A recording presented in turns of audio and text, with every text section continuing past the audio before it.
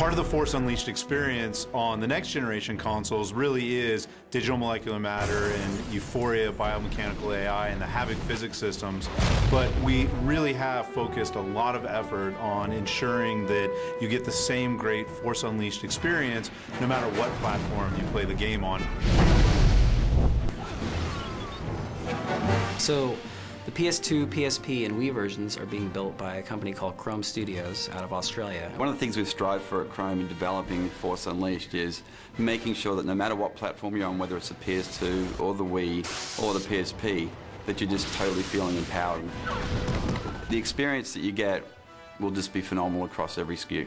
When we first started working on Star Wars The Force Unleashed, we knew we wanted to put it on as many platforms as possible.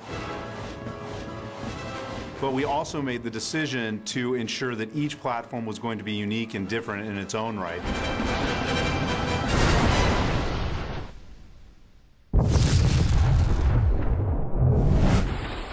On the Wii, we have the very visceral experience of wielding a lightsaber using the Wiimote and your force powers using the nunchuck. You know, you swing the Wiimote and it responds to your swings. You're able to stab, uppercut. People go flying in every direction. It's exciting. It is the most connected to the Force. You are feeling like you're doing these things because you have to physically get up and move.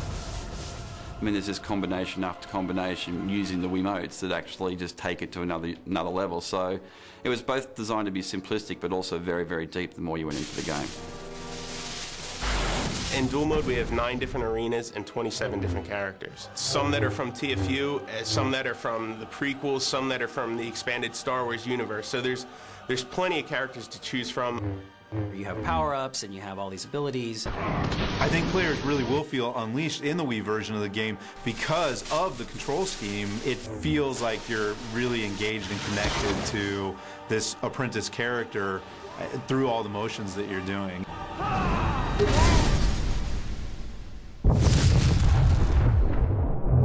So the great thing about working with Chrome has been giving them an opportunity to develop some unique content. So there's locations, there's characters, there's places on those platforms you're not going to see anywhere else.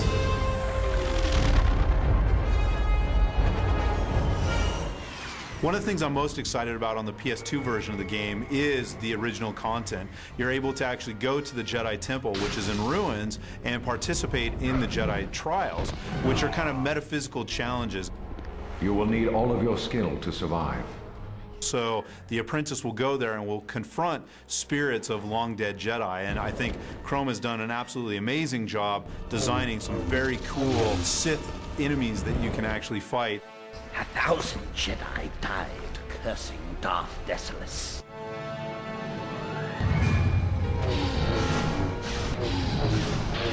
This console's been around for a long time, but we're still pushing the envelope. We went back and we built a new physics solution from the ground up so you can have tons of ragdolling enemies flying across the screen. You can pick up 20 or 30 things in a room at one time, and they're all moving in motion, and they look real. It looks like real physics, and that's something I never thought we could do on a PS2. What that really means for the player is these environments are going to be much more interactive and much more destructible than you've ever seen before in a game.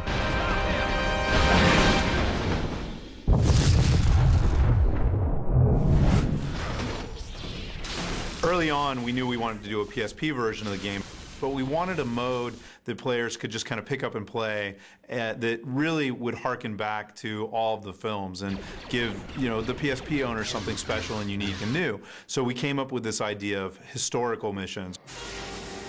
The historic missions are something that actually Lucasfilm gave us the great privilege of doing, where we get to actually relive 5 of the classic moments from the 6 movies. So you might be Luke Skywalker and Vader battling on Cloud City.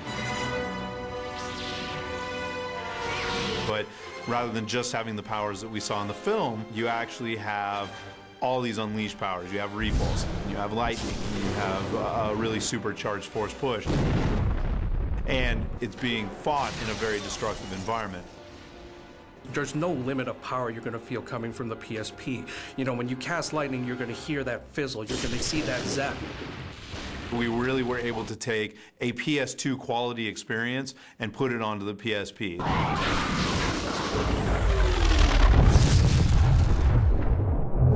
And the DS version is being developed by a company called Endspace. And they've really brought something special to the table with our control mechanics and this kind of really easy combo system. The touchscreen interface that we came up with, collaborating with N-Space, I think really helps bring the experience, closer to the player's hands. Anybody should be able to just pick up the DS and using the stylus be able to chain together lightsaber attacks and combine those with force powers so that literally being unleashed is only a flick of the wrist away. So you jump right into it, and before you know it, you're using, force powers that you've never seen in the movies that are just doing incredible amounts of damage.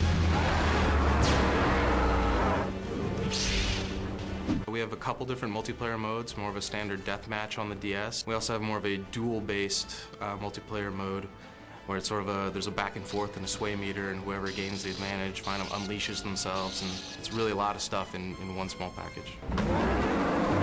I think everyone's going to be really happy with what they see, no matter what platform they play, because we really have delivered on kicking ass with the Force and immersing people in these great locations and this really awesome story, and doing it in a fun way that they can really get into. You're going to feel powerful right off the bat, and that's, kind of at the core, that's what TFU is about, to feel like the most powerful Jedi or the most powerful Force wielder of all time. Each platform is delivering the same great story. Each platform is delivering an unleashed experience. They all do it very differently, but they manage to make you feel like Darth Vader's secret apprentice who's on this epic journey.